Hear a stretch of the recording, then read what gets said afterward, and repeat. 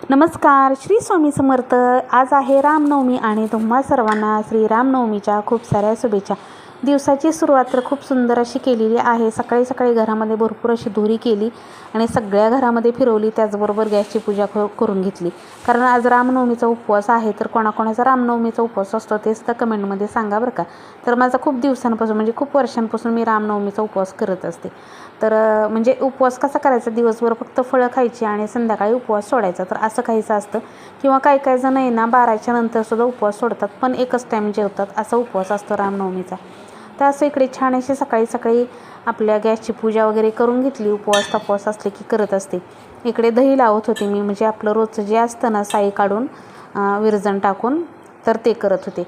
त्यानंतर देवपूजा करायची होती। तर नारळ तुम्हाला जवळनं दाखवते। आपले दोन हे नारळ मस्त देवघरातले खूप छान झालेले आहेत। एकाचा कोंब वरती आला आहे आणि एक तर मस्त झाडच तयार झाले। तर हे नारळ आणखीन लावायचं आहे, म्हटलं पावसाळ्याच्या तोंडावर लावावं, तोपर्यंत मी तेच देवघरामध्ये ठेवलं आहे। पण तोपर्यंत हा दुसरासुद्धा नारळ उगवला आणि तोसुद्धा आता मस्त असं लावून देणार आहे।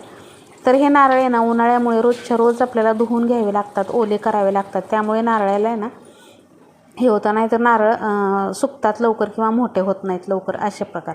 इकडे बघू शकता, तुम्हाला जवळनं कोंब दाखवते आणि नारळ भिजून घेतला आणि त्यातलं बराच वेळ पाणी गळतं आणि तुम्हाला कोंब दाखवते। तर आता हे नारळ सगळे स्वच्छ धुवून घेतले मी आणि त्यानंतर आता देवपूजा वगैरे करून घेते। पण त्या अगोदर सुंदर अशी दारामध्ये रांगोळी काढायची होती मला।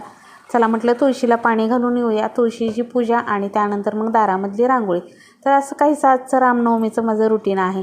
तर सकाळी सकाळी खूप लवकर उठले होते आणि त्याचबरोबर छान असे सूर्योदय झालेला आहे आणि मस्त असं थोडंसं कोवळं ऊन छान वाटतं बघा। आणि इकडे तुळशीची पूजा वगैरे करून घेतली, कारण देवपूजा झाली, तुळशीची पूजा। आणि तुम्हाला दाखवते, आज मी छोटीशी रामनवमीची रांगोळी काढलेली। तर दारामध्ये छान असा धनुष्यबाण काढला, भगवा झेंडा काढला आणि त्याचबरोबर रामनवमीही काढलं।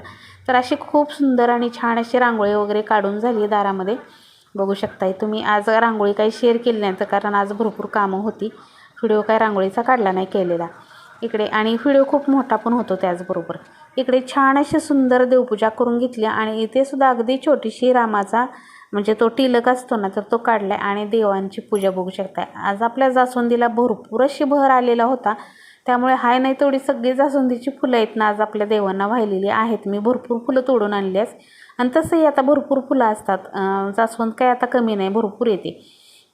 आणि देवपूजा वगैरे करून घेतली आणि अशी काहीशी आम्ही रामनवमी घरच्या घरी साजरी केली। मंदिरामध्ये तर काही जाणं होत नाही आपल्याला, पण 12 वाजता फुलं वगैरे पडतात माझ्या।